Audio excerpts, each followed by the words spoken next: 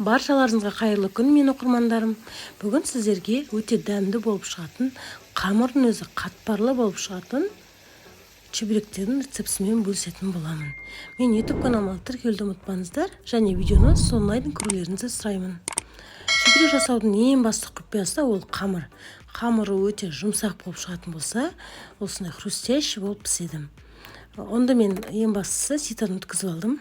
Және ыстық қайнаған суға тұз және сүймайды қосып, жақсылап араластырамыз.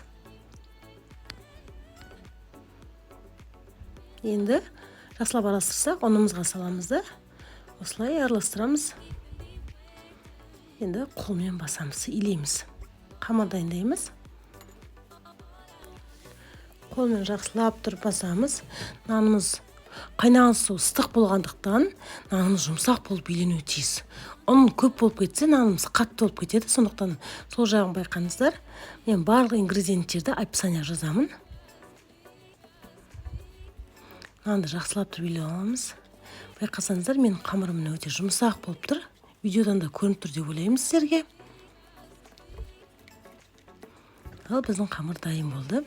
Енді ішіне салмасын дайындаймыз. Фаршқа тұз, бұрыш және жуанымен міндетті түрде блендермен езіп аламын. Өйткені қойған кезде ол дұрыс піспей қалуы мүмкін. Жақсылап тұрып блендермен араластырамын да, осылай жуам салам. Және су қосам. Салқын судан жарты кесе қосамын. Егер аз болып қалса, тағы да қосуларыңызға болады. Осылай жақсылап араластырамыз. Фаршымыз біздің шамалы сулы болуы тиіс. Сухой болмауы тиіс. Сулы болғанда сочный деген сөзім ғой. Шамалы тағы су қосып жүрдім. Енді қамырымызды осылай бөліктерге бөліп тастаймыз. Осылай барлығын домалатып, чебурекімізді дайындай бастаймыз. Ұн сеуіп, чебуректі илейміз. Нан өте жұмсақ болып шықты. Илеуге де өте ыңғайлы. Осылай илеп, ішіне салмасын салып,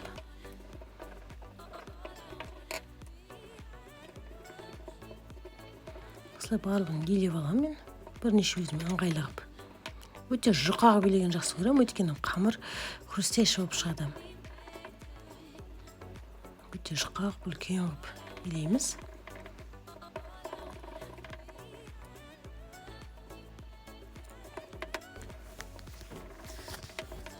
Осылай илеп аламыз барлық қамырларымызды. Мен алдыңғы үшеуін илеп көрсетейін сіздерге. Сосын салмасын салып, чебурекімізді түйеміз. Міне. Жақсылап илеп аламыз. Ішіне салмасын саламыз, осылай жұқалап.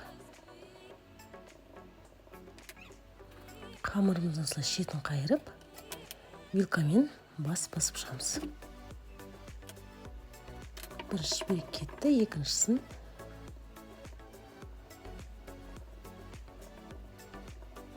осылай фаршты қамырдың дәл жартысына дейін саламыз. Қызып тұрған пешке чебуректерімізді саламыз. Кезек-кезек жан жағына қарап аударып отырамыз.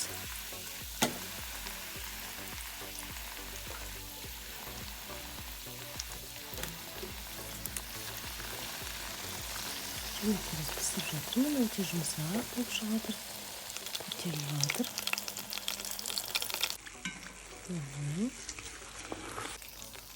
Видеодан да көрініп тұрған шығар, қандай хрустящий пісіп жатқаны. Сарғайтып, қызартып пісірген жақсы көремін. Одан келесі жағын аударып тағы пісіріп жатырмын. Кезек-кезек пісіріп аламыз чебуректерімізді.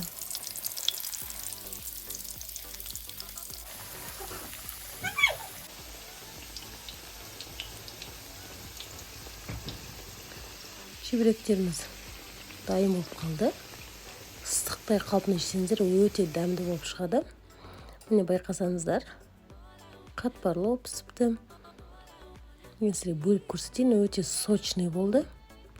Хрустящий әрі сочный. сіздер мен болған айман ас болсын жасап көріңіздер, сіздерге ұнайды деген ойдамын. Менің YouTube каналыма және Инста парақшама тіркелуді ұмытпаңыздар. Ас болсын.